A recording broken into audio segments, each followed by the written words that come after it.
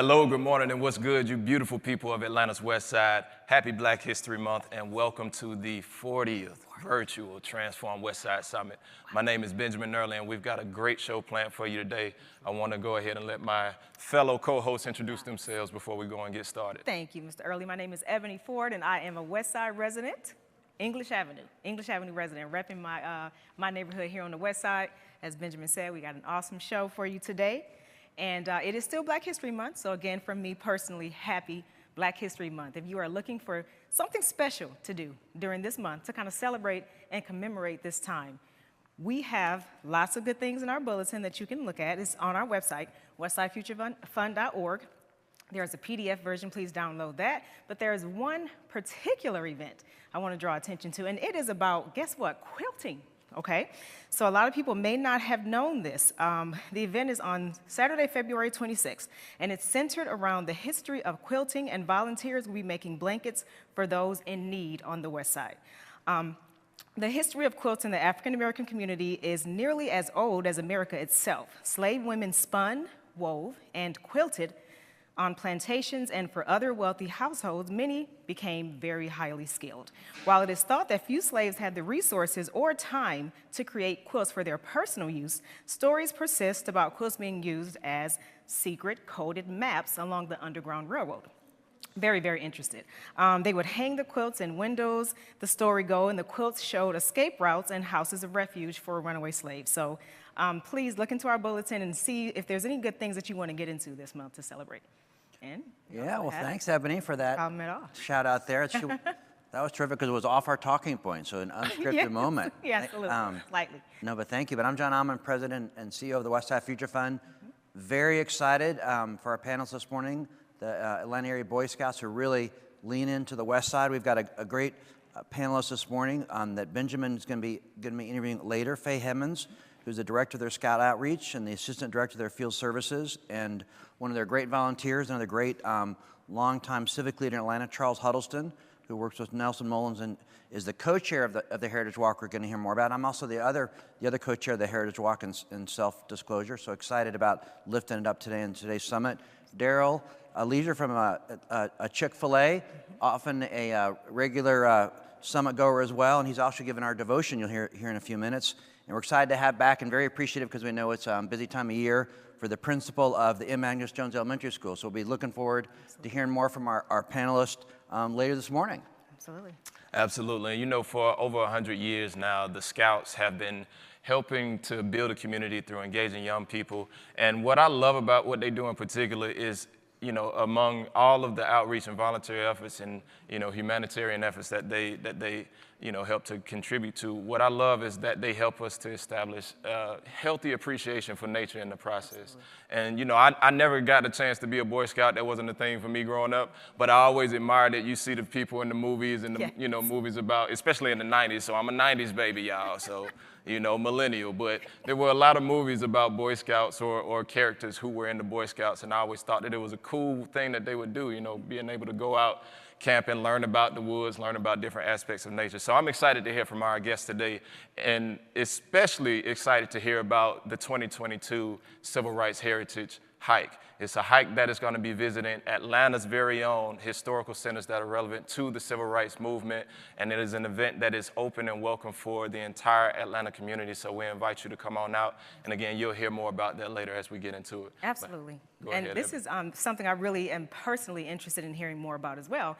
Being, like you said, a city kid, like my child, he's 6 years old, Jeremiah, you can imagine what he sees all day, every day. You know, there's sirens and there's helicopters hovering and you know, and there's car alarms and fire trucks and everything. So to get out into nature, I'm really very interested in him actually becoming a Cub Scout. So I'm very interested in this conversation today.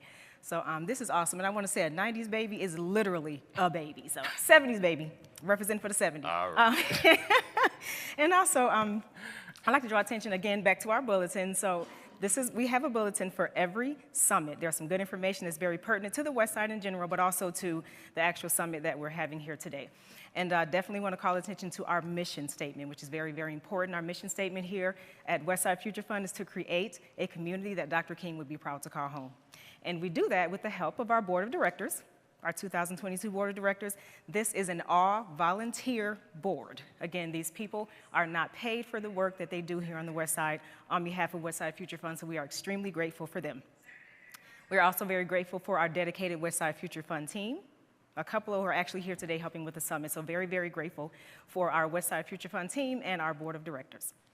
Absolutely, and we are on Facebook, Instagram, Twitter, and YouTube. Please be sure to like, subscribe, and follow our channels, and help us share this information that is useful to the entire Westside community. You know, there's a lot of information that gets passed back and forth between the people who attend these summits, as you will come to know if you are joining us for the first time.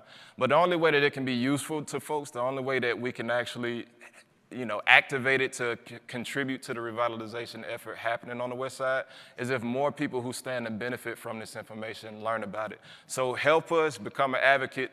All you got to do is hit like, hit share, maybe give us a nice little comment in the comment section. As a matter of fact, go ahead and do that. In the comment section, give us a nice Friday morning's greeting, a happy Black History Month greeting. We want to hear from you. We want to stay engaged with you.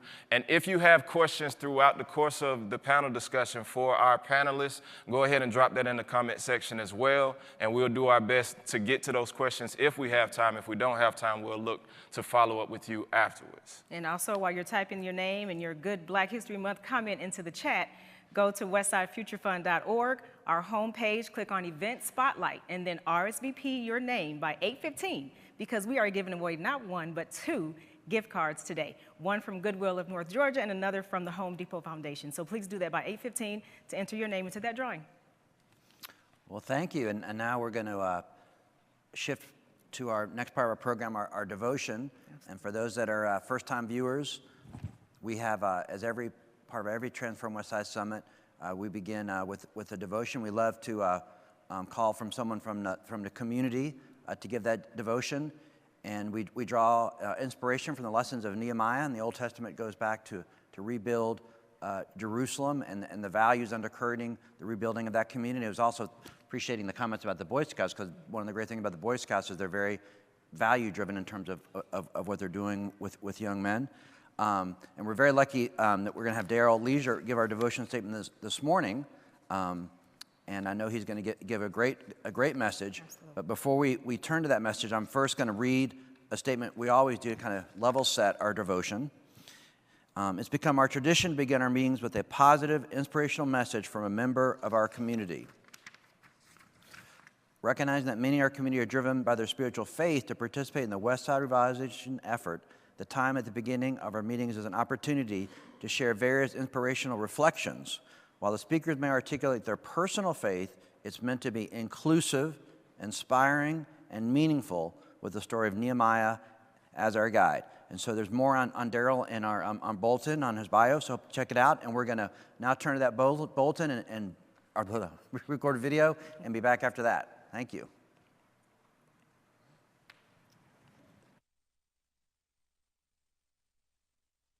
Good morning. I'm Darryl Lesure, and I have the opportunity to present this morning's devotion. You know, we've done this for several years, and the theme of this devotion normally comes out of the book of Nehemiah. And my goal really today is to follow suit and do the same.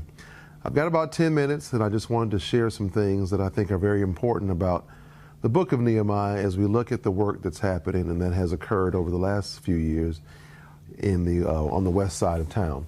So if you think about Nehemiah, we know about him building the wall. We know about his opposition, but really the book of Nehemiah is all about leadership. Doesn't matter your position, doesn't matter your title. Really, it's all about leadership. And Christ has called all of us to be leaders. Leaders in our community, in our homes, leaders in our business world, leaders in our church. Wherever you may find yourself, we are all leaders.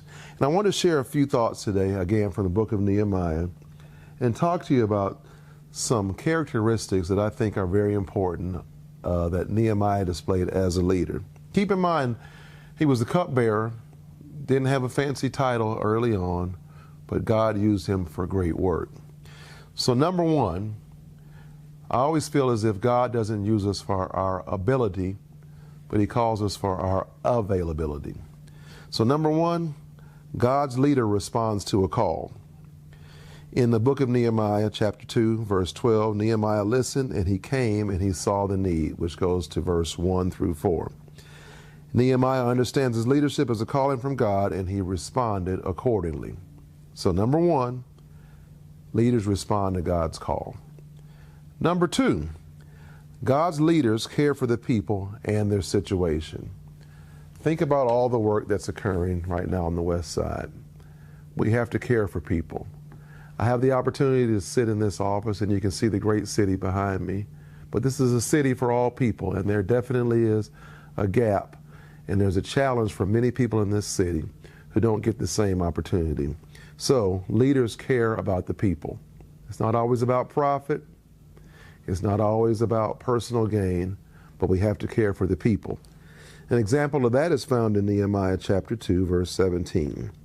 He thought in terms of we versus us, and he came to understand and identify with the trouble we are in.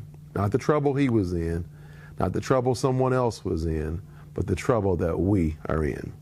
So remember, God's leader cares for people and their situation. Number three, God's leaders help define the reality of the situation. Have you ever met someone who tried to sugarcoat a situation or make something look better than what it really was? Now, whether that's with good intentions or ill intentions, people always like the truth. And I can tell you from personal experience, the truth is very important. In Nehemiah, let me read a few things to you. It says, nothing is more limiting to a group than the ability to talk about the truth. When Nehemiah said, you see the trouble we are in, how Jerusalem lies in ruins with its gates burned, he was not describing his personal agenda, but assessing the common situation faced by all people. Unless the reality can be described honestly, progress is impossible. Help people see the truth. Number four, God's direction and vision are sought by the leader and the people. Someone once said, if you're a leader and no one's following you, then you're merely taking a walk. In verse 12, Nehemiah was always asking God to provide a vision for him. There's other verses and there's a scripture in the Bible that says, without a vision, the people perish. He understood that a true vision must come from God, not from man, but a true vision must be God-inspired and a God-revealed vision. Unless such a vision is worthy of leadership, the vision must be what God has put into our hearts. That's found in verse number 12. So don't forget, God's direction and vision are sought by the leader and the people. Number five, this is one that we can all take hold of. Prayer is essential to know God's will. Prayer is essential to know God's will. Doesn't matter how smart we are, doesn't matter what our pedigree is, doesn't matter what our credentials are. Prayer to know God's will is the most important thing that we can take hold of. In fact, it's the fundamental act for the people of God. God can speak to us at any time, but we must be in the right place at the right time to hear his voice and to seek his guidance. It's difficult at times. However, if we're willing and we're listening and we're open, he can bless the situation and he can provide us with strong guidance. So don't forget, prayer is essential to know God's will. Number six, in this complex world that we live in with technology, social media, the economy, and just this global world we live in, it can be very complex. But friends, you know what? God's plan is simple. God's vision tends to be very simple. I'm sure you can think about many verses in the Bible in which God called people to do very simple things. I can think about many in the Old Testament, and I can think about Christ in the New Testament and the simple things he did to redeem people, to bless people, and to show people that ultimately he was the Christ. Again, his vision tends to be very simple. We build complicated systems, but God's will is often extremely simple. For Nehemiah and his vision, the vision was captured in 3 words: rebuild the wall. Very simple. Rebuild the wall. That's what's been occurring over the last several years here on the West Side, trying to rebuild the wall. We have clear direction. Christ has called us to do the work. And not only are we rebuilding the walls, we are rebuilding the schools, we are rebuilding neighborhoods, but more importantly, we are rebuilding lives. Number 7, God's leader builds a team. We've all heard the old adage, there's no I in team. Very simple adage, and there really is no I in team. It's all about us. It's all about us coming together because we are truly better together. But Nehemiah did that by building a team because he had the trust of the people. This permitted him to build a team that could make the vision happen. You know, the leader doesn't always have to know how to do everything. The leader just knows how to have the right people around them to build the team. Find the right person, find the right people to help you grow. And I always say that the best leaders are the most vulnerable leaders. You don't have to have all the skills again, but find the right people who do have those skills and glean from that and use them to build your team. That's found in verse 18. It says, the talents of the people were named and used. In chapter 3, it shows that different people worked on different sections of the wall. There's some things I simply don't have the skills and the talent to do, but there's other people in this organization who can do it much better. So let's look at utilizing our talents to build sections of the wall. Don't try to do it all. Just do the very best that you can. Assign work to where you are closest and gifted. But even in that, we do get tired. We feel the weight of us. We feel the weight of the world. We feel the weight of the challenge. And it looks at times that there's no progression. But just remember that there are others. That's why you have a team. There are other people who can help us get the job and get the task accomplished. Number 8, God's leader keeps the real purpose before the people. You know, I've heard the adage used a lot of times that says, keep the main thing the main thing. And this basically tells us again that God's leader keeps the real purpose before the people. It's easy for people to forget the purpose behind the vision, even as they work to fulfill it. You can be building the wall and forget why you're actually building the wall. It's not so much the wall, it's the people. It's the mission, it's the goal. That's the purpose. So don't get hung up so much on the wall and the buildings. Don't get hung up on metrics, how much money is being spent, what organization's getting this, what organization's doing that. Keep in mind the purpose is really for the people. Number 9, God's leader is not discouraged by adversity. Now that's one that we all, including myself and all of us, if you think about what happens in the course of your day, not the course of a week, not the course of a month, not the course of these last 2.5 years, because of the pandemic, we've had a lot of adversity. I personally have had issues of a parent passing, my dad, this week. It'll be a year this week. There's been sickness, there's been challenge, but God is still faithful. And what we can't do is get discouraged by adversity. You know, if you think about it, we're all human, and God puts certain abilities and gifts in us, and He gives us certain things that help us make it through this life, and we will suffer adversity. But He's faithful, and He encourages us not to be discouraged. Think about Him, even to the death unto the cross. He could have gotten discouraged, He could have been dismayed, but don't let adversity tackle your mission or your goal. You know, as they rebuilt the wall, they were ridiculed and they were mocked. The enemies did everything possible to discourage them. They threatened, but Nehemiah knew that he was doing what? A great work, found in chapter 6, verse 3. And he could not come down from that wall. God's people cannot, you and I cannot give up.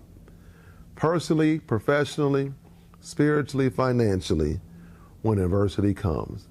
Keep your hands to the plow and continue to grow. Number 10, God always has another vision. So don't think that once the wall is built, it's all over and you can move on and go back to our comfortable lives. He's called us to accomplish more. There's greater tasks, there's greater goals, And if you prove that you've done it the first time and that he's been with you and you've accepted the challenge, he'll be with you for the next goal. So the Bible talks about whatever work your hands find to do it. Let me encourage you. Just don't stop here. Just don't stop this morning with what you've heard and what you will hear today on our Westside Future meeting. Find other things that you can do. Seek the wisdom of God and continue to grow. God bless you. I'd like to pray for us today as I close out this time. So remember, these are lessons and characteristics about Nehemiah that we can all apply to our lives. Father, we're thankful for this day. We're thankful for each opportunity that we have every day to come before you. And God, I pray that these simple words are not found on deaf ears, but that they would cause people to move, not because of me, but because of you. I pray that our time this morning will be fruitful, that you would give us wisdom, encouragement, direction.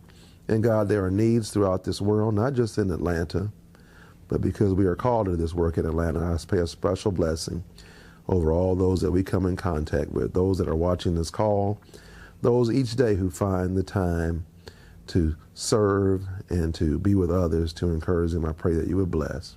Meet every need personally, spiritually, financially, and God bless those spoken and unspoken requests. And we thank you for this day. Bless our leaders, our business leaders, our professional leaders, our politicians, those that lead this great city, and just the people who may not even have the title. We know that you're able to bless, and we thank you for all things. In Christ's name we pray. Amen. God bless you.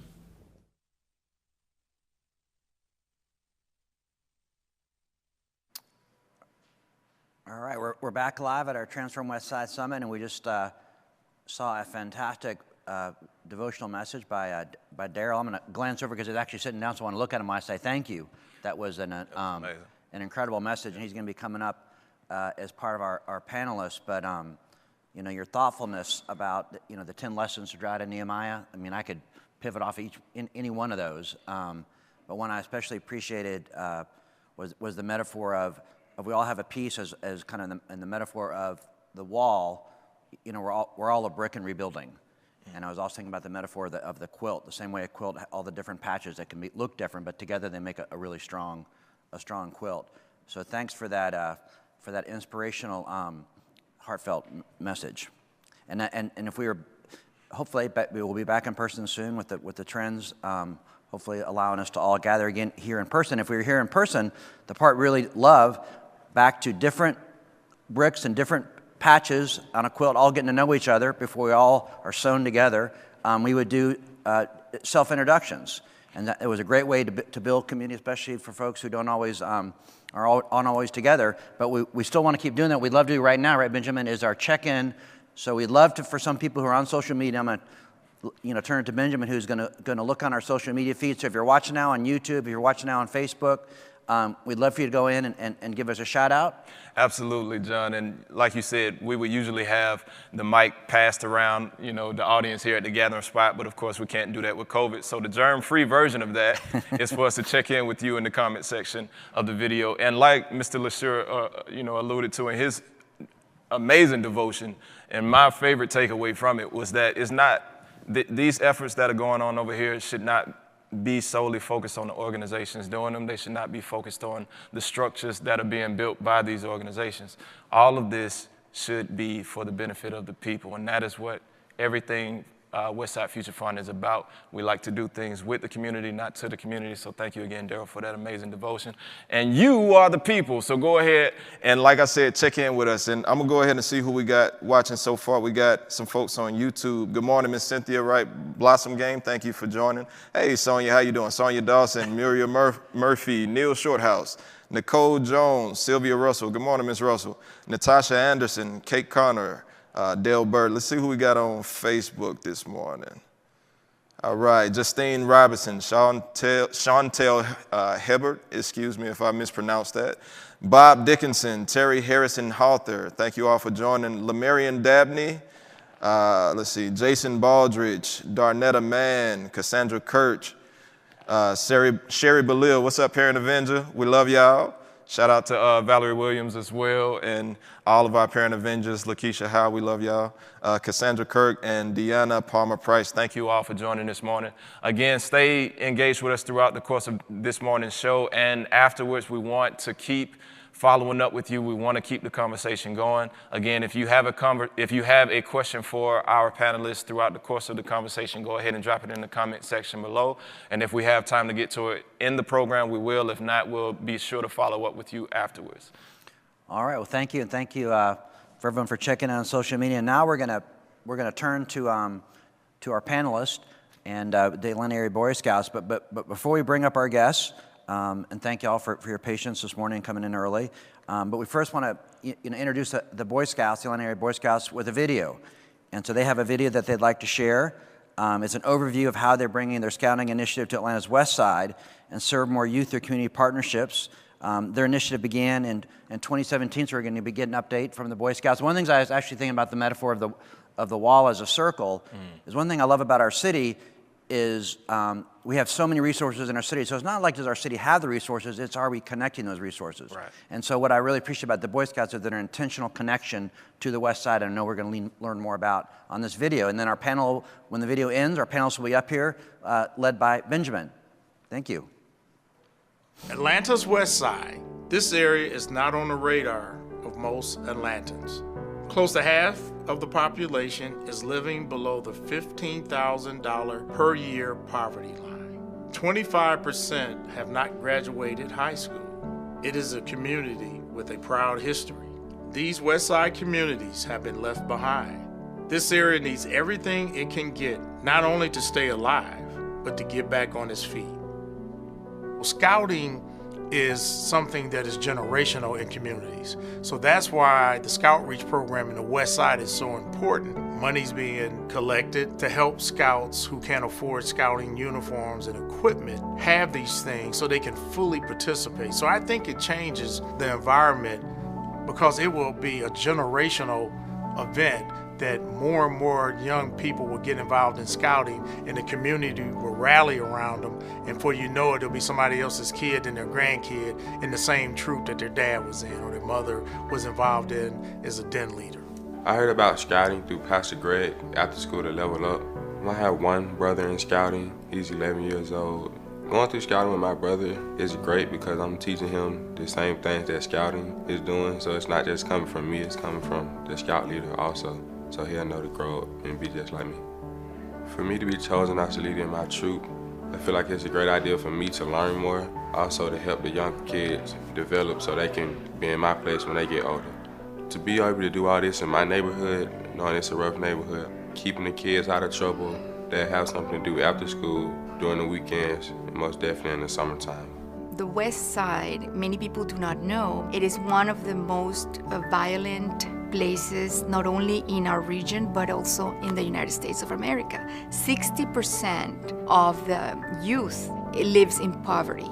I think the major challenge for implementing scouting into the West Side is probably the fact that a lot of people think there's a lot of stuff going on the West Side. There are a lot of initiatives, there are big corporations involved. Surely everyone's being touched, everything's being handled. The truth is not everything is being handled.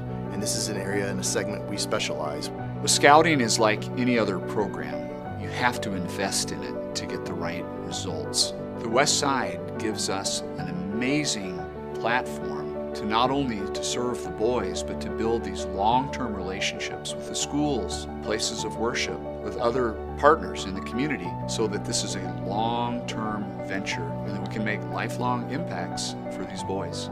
It makes you go places and do things that you probably wouldn't have done. And not just the kids, but the parents as well. I can't tell you how many single moms say, I am not going camping. Who does that? And there's that mom out there camping. We often think when we go into those communities that parents aren't involved because they don't care. And what I've seen has been that parents care, they want to be involved, but the reality is when I have to make the decision as to whether I'm going to pay for registration for scouting or pay the electric bill has to be paid. To help grow our program, particularly in communities that benefit from our investment through our Scoutreach program, we bring on and employ program specialists. These are highly experienced persons from the scouting community that agree to work at an extraordinary level to bring a larger benefit to the boys. Scouting's impact on the youth at City of Refuge and the other units that we have in the West Side is very important. Leadership is lacking in a lot of the areas in the West Side. You know, our program specialists go above and beyond the call of duty to make sure that they are mentoring these young men and these young boys. And they develop a bond and a relationship that they can call upon them when they need them, and they know that somebody's there for them and thinking about them. We understand that the youth are our future. If we don't get them now, you know, the future does not look as bright. This community been overlooked for a long period of time, and I just think it's time to bring about true revitalization. There are good people who live here in circumstances beyond their control. But there is something we can do about it. There is something we are doing about it. But we can't do it alone.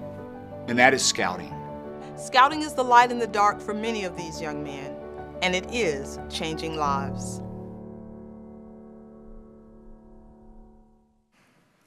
That was an amazing intro, and right now I'm blessed to be on stage with our esteemed guests, and I'll introduce them for you. First up, we have Miss Faye Hammonds. She is the Director of Scoutreach and Assistant Director of Field Service at Atlanta Area Council, Boy Scouts of America.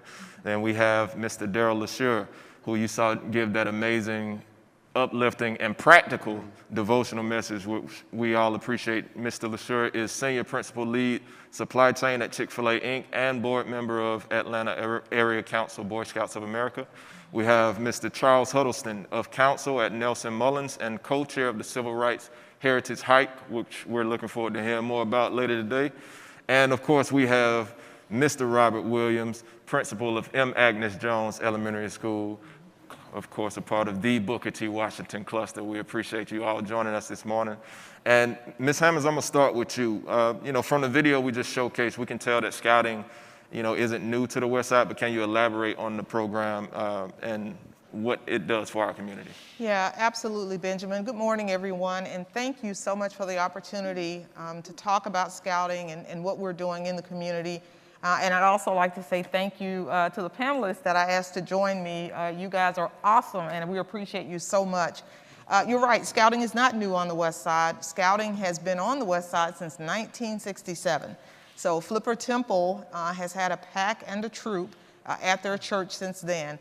We have lots of programming going on the West Side, and as you can imagine, we're rebuilding you know, because of the pandemic. And so we have PAC 1040 at M. Agnes Jones. We've got City of Refuge, PAC 1300. We have a program at Hollis. We're working on a program at John Hope, and have several other prospective programs that we're working on. So we've worked really, really hard to keep scouting alive and well on the West Side, and we'll continue to do that. Absolutely. And Darryl, we've got a little bit more time for this one. For those who are not familiar with scouting, go ahead and tell us about the organization. Thanks, Benjamin. So scouting's been around, as Faye said, for many, many years, but really scouting is all about boys and girls who can begin to participate from kindergarten through high school. Teaches lots of values and instills a lot of characteristic traits that are positive for the community. So if you think about what it means to be trustworthy, helpful, kind, reverent, it teaches not only the children, but it also teaches the parents, because the parents start to see what they what their children are exemplifying, and just makes the world better. Mm-hmm. Principal Williams, you do a great job of leading over M. Agnes Jones. I love everything that the school is doing to help uplift the youth outside of just the excellent curriculum that you guys have put together. Mm-hmm. In terms of scouting, can you just talk about how scouting makes the program, how the Scouts makes the programs fun for the children as they're learning different values and leadership skills? Of course, thank you, and it's a pleasure to be here today. For scouting, for us, the hook is the fun. They are learning new skills, new hobbies in a fun learning environment with various activities. So the students are really engaging with the different activities with our den leader, with Mr. Landrum. And so the impact of nature as well, being able to step outside of their own neighborhood to potentially go camping. Those are all different experiences for our students that will also bring the curriculum alive through authentic experiences as well. So we really love our partnership with the Cub Scouts, and they just are super excited every day to be able to participate. Super excited indeed, and while we're on the topic, why don't we go ahead and share a video. It's called What Makes a Scout, and it basically will walk you through exactly what makes a scout. Enjoy.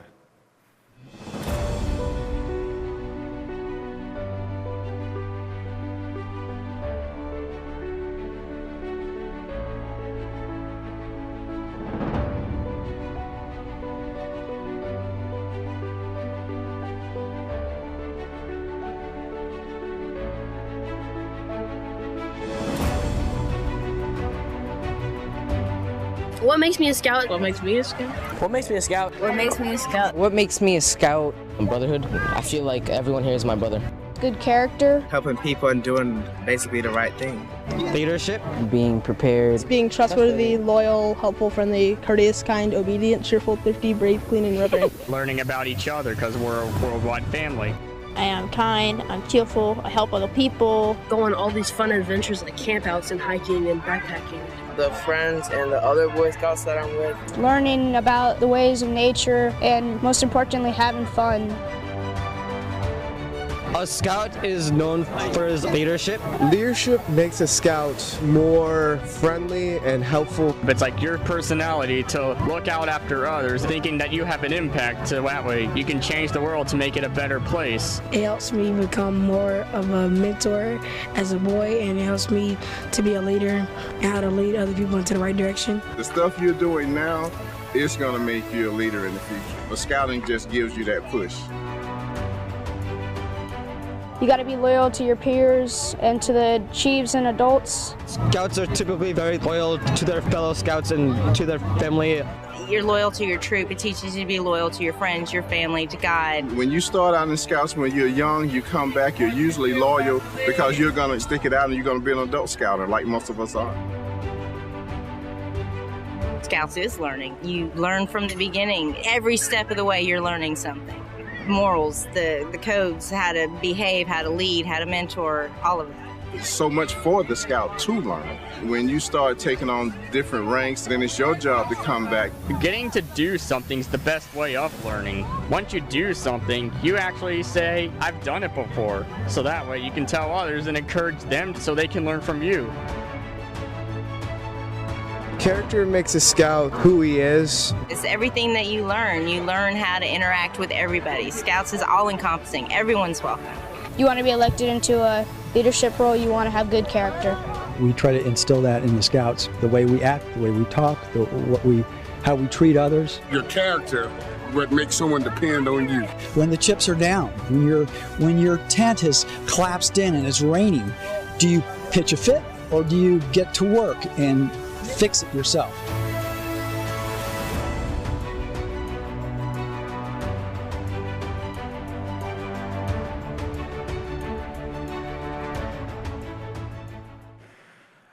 I don't know about y'all, but I think I want to go and join the Boy Scouts. Am I too old to join Boy Scouts? Is there something that I could do? Because the slingshotting and the wall climbing looks amazing to me. We have work for you to do. Absolutely. All right. Well, like with everyone, you know, the pandemic has definitely had an effect on how we move, how we operate day to day. Mr. Lesure, if you could talk about some of the challenges that the pandemic has posed for the Scouts and how you've overcome those challenges. I'd be glad to, Benjamin, but I'm Darryl, not Mr. Lesure. So. Okay, all right. Okay, so if you think about what's going on in the last 2 years, having access, all of us have had challenges with access. And that's been one of our greatest opportunities is try to figure out how can we reach the children in the schools. Mm-hmm. So we've had to get creative. Faye and her team have done an awesome job. And one of the things I would say is Scouting brings about leadership. So when there's challenges, leaders start to appear. And Faye and her team, they've done an awesome job. But it's access. So they've had to get very creative with some things that will last long after, you know, hopefully when the pandemic ends or when we're all kind of free to live as normal. They put some things in place. I don't want to miss anything in terms of the notes, but if you think about it, it's been tough for parents And we've had to reach families in other ways just beyond just physically getting into school, but we've done some virtual things. And we've had some volunteers to go out and really try to help us think that through. Awesome. And Ms. Hammonds, do you want to add anything? Yeah, Darryl's right. As you can imagine, we faced some of the same issues that the schools faced during the pandemic. Our children were relocated. We did not know where our children were, so we didn't have email addresses. They weren't in schools. How do we serve them through Scouting? And so we quickly had to pivot to figure out a way to reach those children. We worked through the schools and through some of our wraparound organizations to locate those children. And then we had to put in place a program for them. So think about this. You all heard, you know, even for schools, virtually it was tough for kids. They didn't have computers. They didn't have access to Wi-Fi. And so we faced those same challenges trying to offer them programming. We did try virtual meetings. Some worked, some didn't. And then we had some other ideas. One of the things that we wanted to do was to make sure that we kept Scouting relevant and in front of the children. We had a really great donor who challenged us to come up with something to do. And so we came up with this idea called Adventure Boxes. And so every month we started with 170 Adventure Boxes. We would mail those to the children, to our Scouts. And those children then would have a meeting in a box. Those folks who could be on virtually could walk through what to do with those materials. If you couldn't log on virtually, there were instructions in there so that you would know what to do with the compass and the first aid kit and all of those things. And we've still kept that going even though school's back in. The donor was insistent that we were able to keep doing that. And so we've mailed out over 2,500 of those boxes. Every month the team comes up with a program, a curriculum, and supplies that we mail to them. The second thing that we did, we really wanted to try to get in front of the youth. And so we came up with the program, Take Flight, which is a STEM program. We actually built these huge catapults.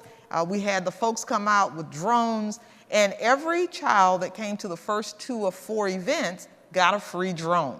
And so that was very exciting for the children. We had 250 folks show up for our very first one.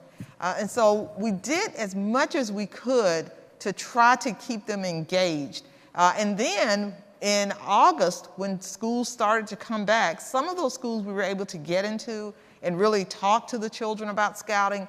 Every child that signed up for Scouting got a launch kit automatically mailed to them. And in that launch kit were things like a first aid kit, a spork, we call them a flashlight, the 6 essentials to Scouting. So imagine being a 6-year-old and this box coming to your house with your name on it with all these cool items in it. We also partnered with the Braves, and they provided a handbook for every new Scout. So we've done a lot to try to overcome these challenges and still working through them, but we are committed to making sure that we offer opportunities to every child to join Scouting. All of that is incredible. Can I just say you had me at drones? Okay, so, and this is one more reason why I'm gonna go and try to be the first adult Boy Scout in Atlanta's history, okay?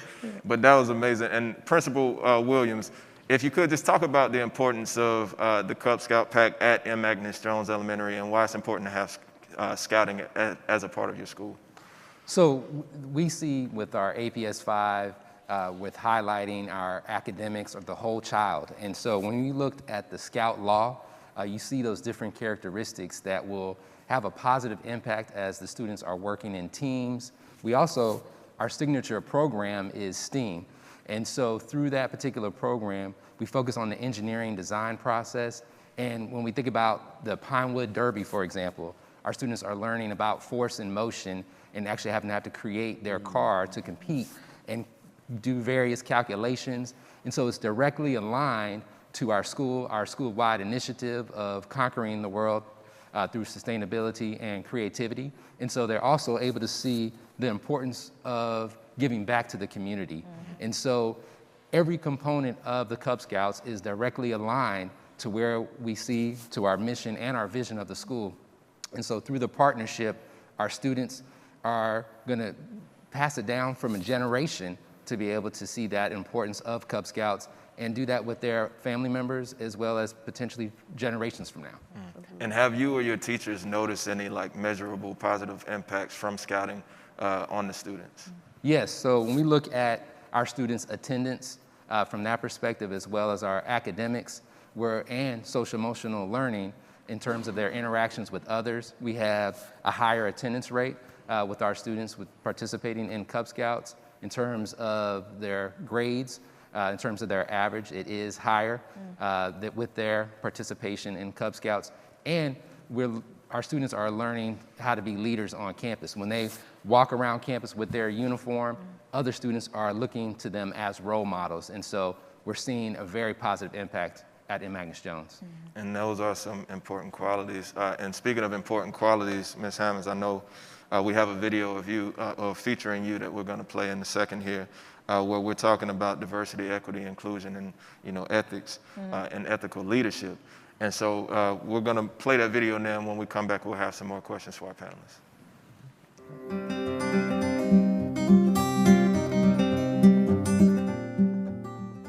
I am passionate about what I do every day through Scouting and through the Atlanta Area Council because it's the first job I've ever had where I knew that no matter what I did made a difference. And I truly believe in what the program does for our youth. When you talk about character development and children beginning to understand the impact that they have on what happens in their community, it's huge. I mean, there's so many positive things that happen when Scouting's involved in the community. And we want people to know that Scouting exists in those pockets of communities where you typically don't see them. The Scoutreach program is designed to minimize obstacles from youth and families joining Scouting. We're serving kids from Bankhead to Buckhead. And the reality is that at some point, almost everyone needs some help. The sponsors and the donors that we have as it relates to Scoutreach, it's huge.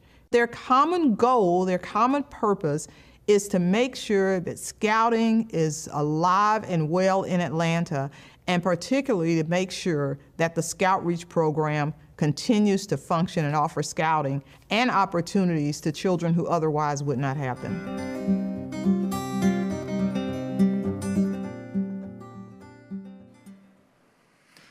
And Faye, I love the point about, serving Scouts from Bankhead to Buckhead. And anybody that is familiar, that is from the West Side, knows that there's a stark difference in the economics and the socioeconomics that people have to endure on the West Side and throughout, not just Buckhead, but the entire Metro Atlanta area. Absolutely. So talk a bit about the Scoutreach program and how that differs from the other programs with the Scouts. Absolutely. So first, let me say that the Pinewood Derby, I know you don't know what that is. I'm going to help you out, Benjamin. All right. It's when the children take a block of wood and they actually form it in the shape of a car. Okay. They put wheels on it, they paint it, they decorate it, and then they race it on this big, huge track. It's the highlight. I'm coming. I'm joining. I'm signing up today. Y'all make note. I'm signing up today. I'm going to bring you a car. We're really fortunate to be in Atlanta and in a council like the Atlanta Area Council with a board of directors and a CEO who's committed to offering Scouting to all children. Long, in our communities, it's been thought that Scouting isn't for us. I remember when I started as a district executive, and I was very intentional about wearing my uniform everywhere I went. And I go, to places to eat on the West Side or go to a market or something on the West Side, and people would look at me and say, Ranger? Military? They'd guess 5 or 6 things before they guessed Scouting. And so we wanted to be really visible in the community. So Scoutreach is important for us to be able to offer Scouting to all children, to all families. And so through our Scoutreach program, we focus on minimizing barriers to people joining Scouting. Those barriers are many. It could be that they can't pay the registration fee. If a family can't pay the fee, we will pay the fee. Wow. We want them to have a uniform. We want them to look just like all the other Scouts. We'll buy them a uniform. We want them to have the opportunity to go camping. We will pay for camping. We want them to have other opportunities like having a Scout meeting every single week. There are areas in our city where there's access to children, but there's not an opportunity for the adults there to offer Scouting. And so we actually pay people to go into the community and be Scout leaders. We call those folks program specialists. And so we have 5 full-time, 4 part-time program specialists Their sole responsibility is to go in and be that scout leader. It's important to me that people understand that just because we're paying someone to go in and be the leader, they're not getting a watered down program. They're getting a full traditional scouting program. As an example, we took 67 folks skiing this weekend. Wow. Because we want to expose them to all of those different opportunities. So Scoutreach is about offering scouting to all children and families. That's amazing. And Darryl, what is Boy Scouts of America doing as an organization to help educate and inform the Scouts and the youth on topics like diversity? Yeah, thanks for the question. It's very interesting, and I'm proud to serve on the board. Tracy Teckow and Faye Hammonds do an awesome job, and the board is very intentional about the programs that they put in place to reach boys and girls. But as it relates to diversity, it's been awesome. It's very intentional. This year, and to help you out more about scouting, in order to become an Eagle Scout or move to the next level, you have to have merit badges. And this merit badge is focused on citizenship in society, and it's a diversity. Teaches you all about diversity and teaches you about the community, equity, inclusion, and ethical leadership. And through that, Scouts learn these qualities are important in our society, and they also serve our society. So I talked about leadership, so this is a leadership merit badge that teaches you all about what goes on culturally around within the world around us. Merit badges have been around since 1910, but this is very specific as it relates to your question about diversity. And we're really trying to focus in on equity and inclusion. And this is not a merit badge just for the Westside. This is a merit badge throughout Scouting.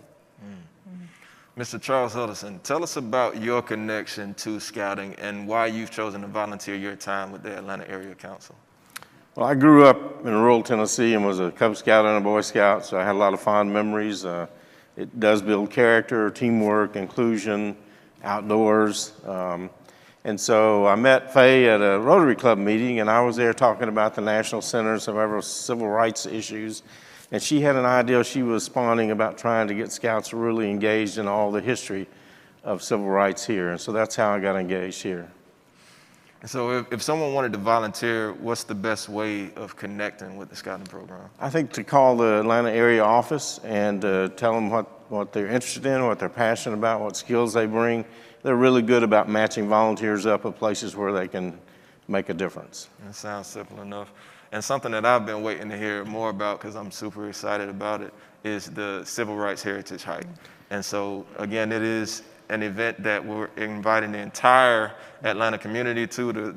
The Boy Scouts of America, Atlanta Area Council, Boy Scouts of America are hosting it, and it will be visiting a number of historic sites throughout Atlanta that are relevant to the civil rights movement. Why don't you go ahead and give folks more information about that? Well, we got together and started this in 2016 was the first one. Like a lot of folks who are local, they tend not to take in their local tourist sites. They say, oh, well, we'll go sometime, we live here, we don't have to. And then other people we found out when we talked to them, Faye, were legitimately concerned about were they safe downtown. They had never spent time downtown. So we did 4 things to make it easy. One was to make it easy. All they had to do is sign up and show up. Make it fun, getting together with other Boy Scouts from across the area. Make it like a scout gathering, because there would be a hike at one point from Auburn Avenue to the National Center for Civil and Human Rights. And last, let's have a patch. Can't be doing something for Scouts without a patch. Right. So the 2016, the patch featured Dr. Martin Luther King. 2019, it featured Ambassador Andrew Young. And you've probably seen in the photos that have been shown in the videos today, the patch this year is of my dear friend, Congressman John Lewis. So you get a patch. And so it's a great event. Over 400 Scouts and families have shown up each time, and we hope we get at least that many this time. It's also open to non-Scouts. If you've got children and somebody who's a Scout hears you about it, tells you, come on and join us. And Doug Hooker, who was on the first commission, had the idea of going to the Police Foundation and getting police cadets, officers in training for Atlanta Police, to be the guides. So a great way for youngsters, many of whom were of color, to meet police cadets, many of whom were of color, and to have them guide them through all the historic sites. And each when you showed up, you got assigned to a group. You may have seen some of the signs. You might be in the Martin Luther King group, the Rosa Parks groups, the John Lewis group.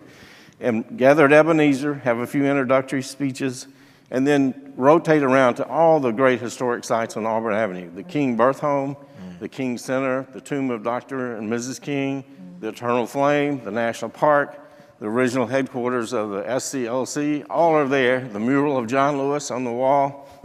And then after about 2 hours of rotating, they start the hike. And police, motorcycle police stop traffic, and they get to hike all the way to the National Center, where there's amazing interactive exhibits. We have in the past been able to get a sponsor to pay for free admission for all 400 to 500 Scouts and their families. We're working on that again this year. Because of COVID, we probably only get 100 in each Saturday, so probably 100 to go the day of the march, and then 100 and 100. But that gives them an opportunity, again, they just haven't been. Right. It's a chance for them to go and experience. There's actually an exhibit at the center where you can sit at a lunch counter, put on earphones and close your eyes. You won't hear the N-word, but you'll hear all the other abuse that sit-in students felt in the 60s. So it's a great experience for our young Scouts, and they love it. They absolutely, they ask about, when's the next one, when's the next one? So we're glad to give it. And then I did want to say, to take it a little broader, to Black History Month. You know, I speak to law students all the time as a lawyer about how to prepare for law school and be a good lawyer, and I always say, don't miss this chance. You live in Atlanta. Right. This is the cradle of the Civil Rights Movement. We have 7 Presidential Medal of Honor winners here walking amongst us. If you ever get a chance to hear them speak, go hear them speak. If you get a chance to talk to them, don't just talk about the weather and sports. Tell me what was important to you when you were young. Tell me what you've learned. And here are the list of those folks.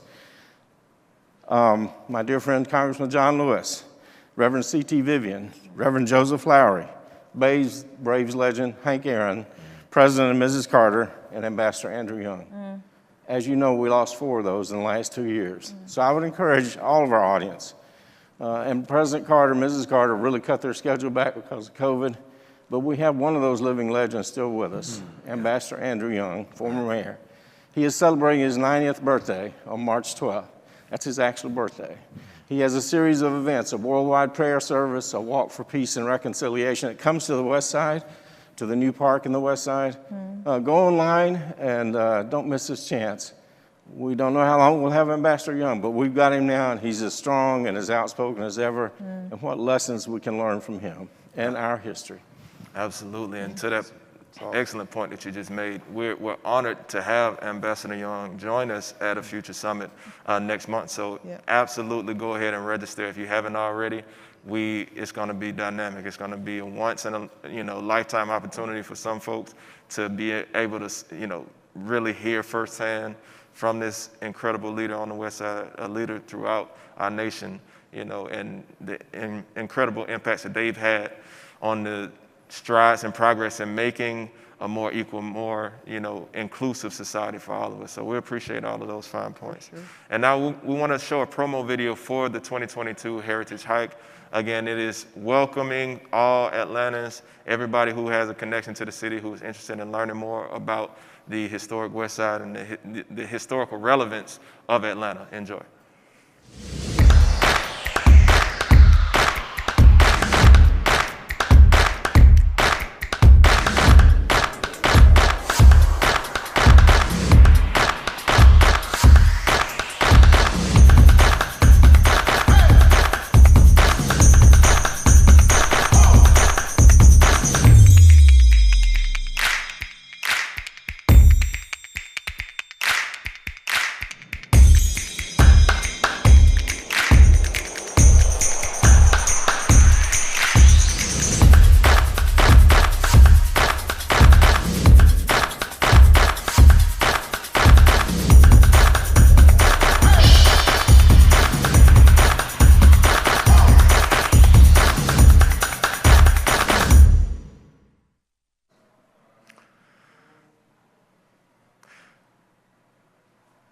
And you saw a quick clip there of Ebenezer Baptist Church. And Darryl, am I right that Dr. King himself was a Boy Scout? Indeed he was. Ebenezer Church, 151 was the troop, and we still actually have the roster with his signature. And you think about all the things that Dr. King did, I say there's 2 wonderful things he did. Number 1, he was a Scout, and he was a member of Alpha Phi Alpha Fraternity Incorporated. Of course, of course. Can't leave that out. And Ms. Hammond, just talk about what Atlanta Area Council Boy Scouts does to work with Westside Future Fund to help uplift specifically the historic Westside. Absolutely. You know, as I think about sort of my journey and getting more involved with Westside Future Fund, I remember very distinctly the first meeting that I came to and thinking to myself, what wonderful work they're doing, and I really want to be a part of this work. And I am so excited to partner with the Westside Future Fund to help our children and our families. John has just been amazing to work with. Westside Future Fund has the same mission, to instill values, morals, to help families, to help communities. And here's the thing about organizations like Westside Future Fund and other sort of wraparound agencies. A family can't start thinking about scouting or swimming or tennis or anything if they have nowhere to live. Right. If there's no job, if there's no food, if there's no power. And so when those basic needs are met, then we can start thinking about other things that help our families and our children. So now I can begin thinking about, I'd like for my child to be in scouting. By the way, Ebony, we're coming for Jeremiah. And so we want our families to be involved. And so now they can start thinking about those things. And so the Westside Future Fund, I think, has allowed families to begin to think about the next thing. Because they are, you know, now more stable. They have a home, they have a job, they know how they're going to pay their utility bills. They don't have to worry about what's going on with the property taxes, those kinds of things. And so I think that that's been huge. Right, and for those who aren't familiar, what Ms. Hammonds is talking about is Westside Future Fund's Home on the Westside program. And it's a two-part program. One is for affordable homes and housing for those who are looking for it. So we have affordable rental units as well as single-family units, and we have availability in the single-family units now. The rental units, I believe, are oversubscribed at the moment.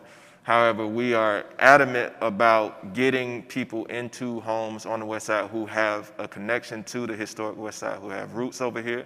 So if you are connected to the Booker T. Washington cluster, for example, or if you have family who grew up on the West Side, if you went to the AUC, if you teach in the area, if you work in the area, have a business in the area, you are people who we are trying to prioritize as far as taking advantage of the new, affordable, and high-quality housing, might I add. And then the other part to the Home on the West Side program is the anti-displacement tax fund, which is for legacy homeowners who are worried about the increase in property tax. Everybody knows that property tax is sort of skyrocketing right now. And you know the trajectory shows it won't slow down very much over the next few years. So if you know that you're in danger of the property taxes becoming too out of hand for you, please apply for the anti-displacement tax fund. Westside Future Fund will help to cover the change in your tax rate for, you know, I believe it's a minimum of 20 years or so, yeah, about 20 years. And so that is crucial, again, crucial to not just giving people leeway in terms of not having to worry about certain things, but it's also about equity. It's about helping to make up for the generations of lost equity and lost economic stability that the African American community in particular has not had the benefit to enjoy. You know, we know when the GI Bill was passed and there were white people getting down payment assistance and affordable housing out in the suburbs, we were left out of that. You know, my grandmother built the house not far from she actually taught in APS, and she was a graduate of Booker T. Washington High School. But she built the house not far from where, you know, the MLK corridor is. But she was an outlier in the sense that she had the resources to do that. Not everybody has the same amount of resources. And so it's important, again, the work that you all are doing to help contribute to Westside Future Fund, it goes a long way as far as ensuring that our youth are in a position where they can be comfortable enough to be able to focus while they're at M. Agnes Jones, where they can actually enjoy going out and becoming a Boy Scout and being able to leave the worries of the world that should not be impressed upon children, you know, on them. And so we appreciate everything that you all are doing. And finally, Ms. Hammonds, what can people do to help who want to be a part of the process? Yeah, so, we want to serve more children. So if you know of an opportunity for us to do that, to have access to children, let us know.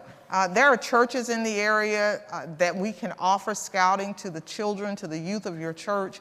We are actually starting a new program over at John Hope Community Center, and so that's a great opportunity. So if you know of an opportunity where we can serve more children, we certainly want to do that.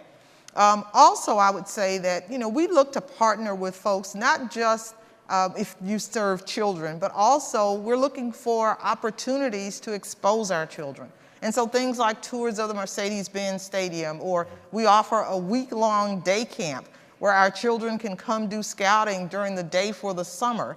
And we need a place to do that. And so maybe you have a facility that we can use. Maybe there's a program that you have that we can offer to our children.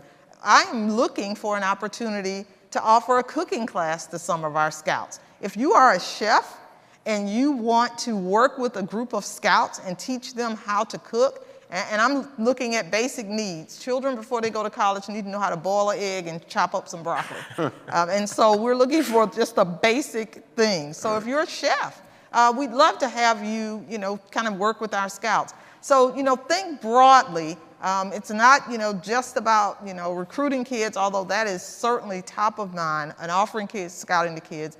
But you've got something that you can give. And we've got, over 200 merit badges. We want to make sure that, if you're interested in working through our organization to work with children, we certainly would love to have you. Well, there you heard it, folks. And I'm not a Boy Scout, and I'm certainly not a chef. However, take note, when you boil an egg, it's easier to peel it if you crack it from the bottom.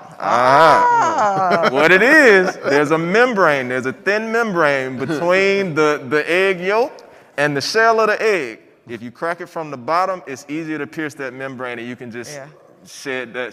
So, Benjamin, it sounds like we found our chef. You see what I'm saying? This is what I've been telling you all. This is what I've been telling you all. All right. And I do have one last thing. I'm going to offer up the opportunity, John, for Westside Future Fund to do a field trip to come to one of our camps. We would love for you all to see our camps. And so let's plan that one day we all kind of get together and take a trip out to Bird Adams.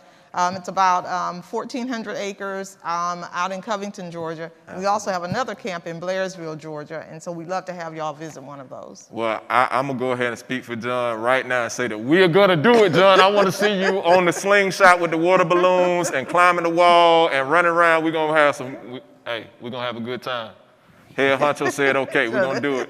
Well, thank you again to our esteemed guests. We appreciate everybody for tuning in. Thank you, Ms. Principal Robert Williams, M. Agnes Jones Elementary, Mr. Charles Huddleston, Darryl Lesure. I want to get it right. He said Darryl, but I got to say your last name at the end. It's only right.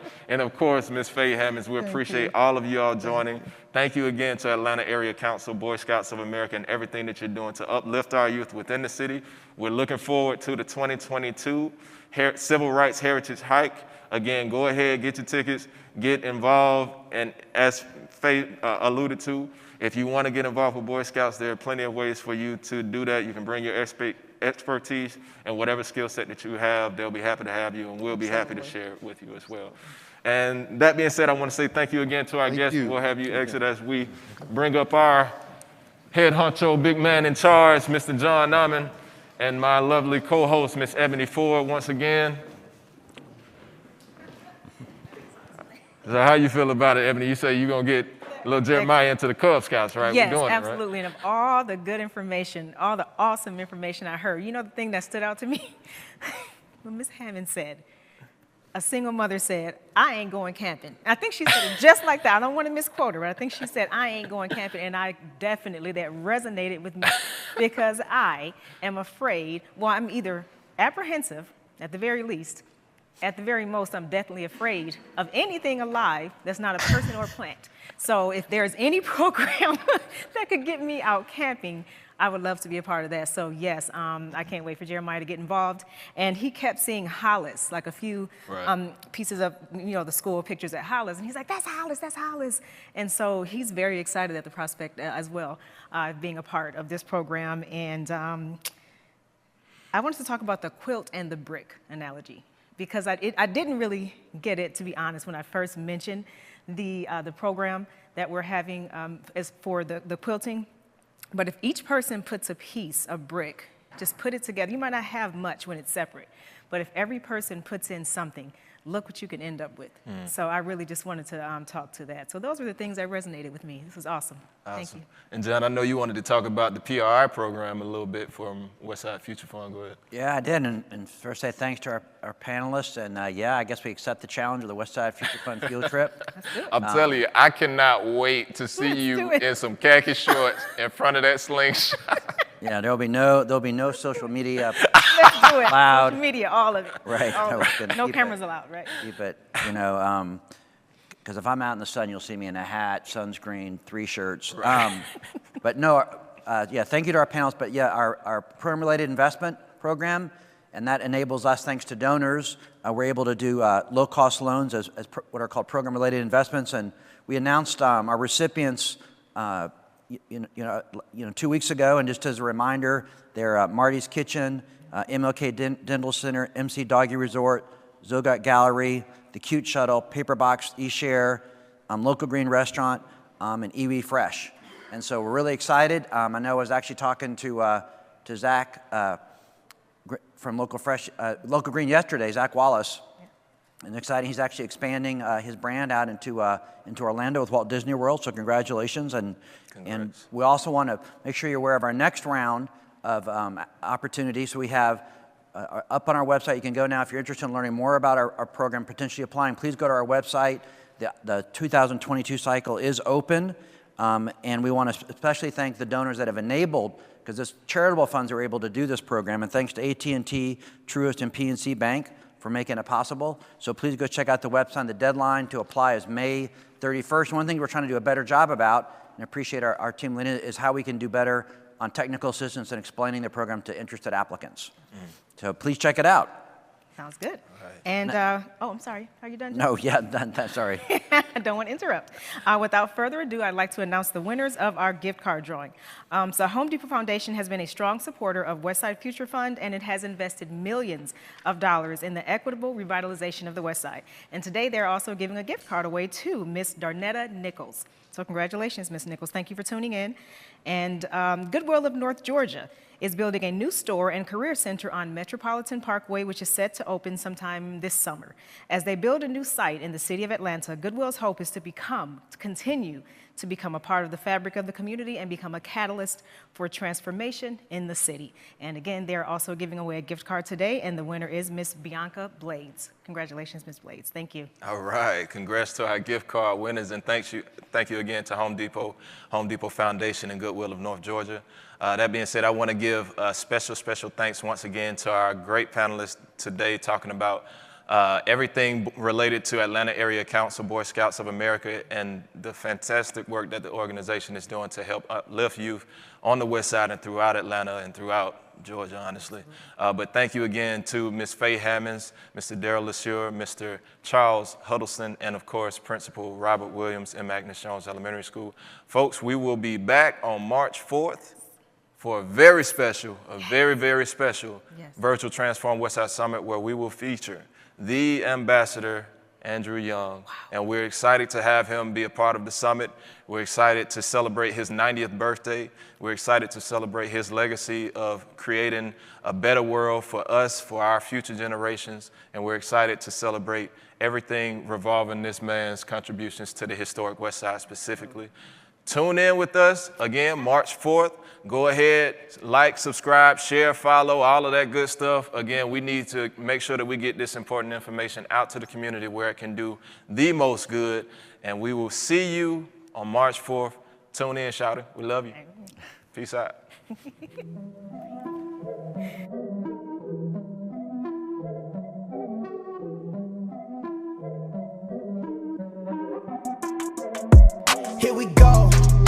the top of the class on a roll.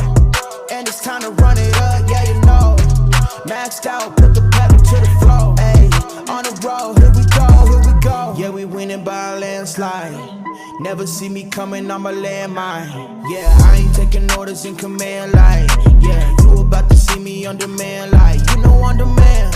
If you ain't know, you about to understand. Yeah, I got the team by my side, right hand. Yeah, take it to a string, you ain't seen it like that. Yeah, and it's the dream, and we coming for the bag.